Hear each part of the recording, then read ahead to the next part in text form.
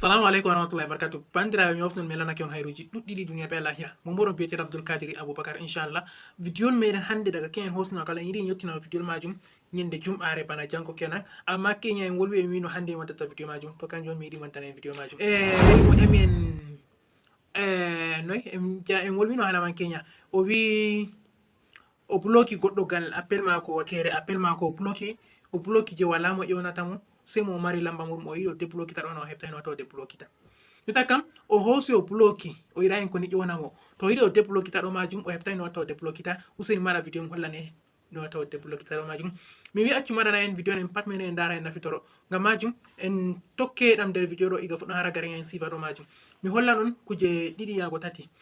kuje tati mi tammata inchallah mi hollan on ne watta bloka ne watta déblokita mi hollete ne on a watta kala mo wati numéro maɗa ha privé o ƴona numéro maɗa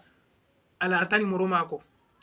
ta hosi on yewtidi to a yiɗa ƴewnitama foti a ƴewnita sitto kanko ƴewni maɗa mi hollete ɗo handu ne a waɗata haɗa ko da o ƴewni maɗa numéro majum ma o lamba maɗa ma salata ngam majum tokkeɗen nder video ɗo iga fuɗɗam hara gare en yaha en lara no ɗum natorto bandam to aɗo lara video ɗo ha youtube useni lar haɗo waɗi abonné a hosa a abona a ɓiɗana en lunguru to ha facebook bo a laran haɗo waɗi suivre a hosa iya ha ton a hosa like video majum e to ha tiktok wala mo andani watta ɓe abona ha tiktok a abona a like video ɗo a partage non ɓe feere ɓe dara ɓe nafitoro on kofnama on gettama on gelanama hayruji ɗuɗɗi tokkere nder video majum bana ni.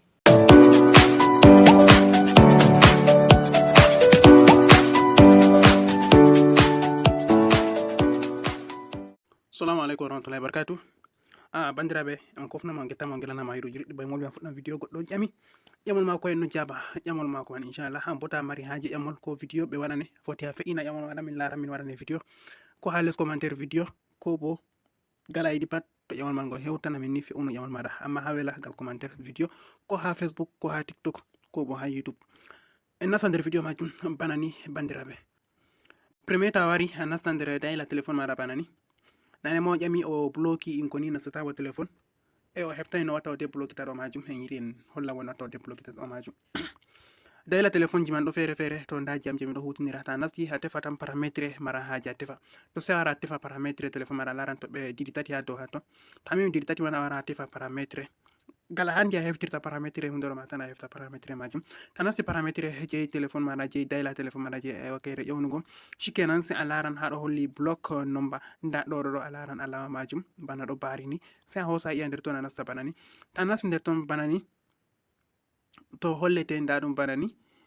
kujeji majum nda ɗum ɗo bana ni guda ɗiɗi to premier nda ɗum ɗo ta ta active je premier ɗo hollini kenan kala mo a wala lamba muɗum ha téléphone maɗa mo a windai inde jawmijum ha téléphone maɗa enregistré number mako cak to ƴoni maɗa appel majum warata téléphone maɗa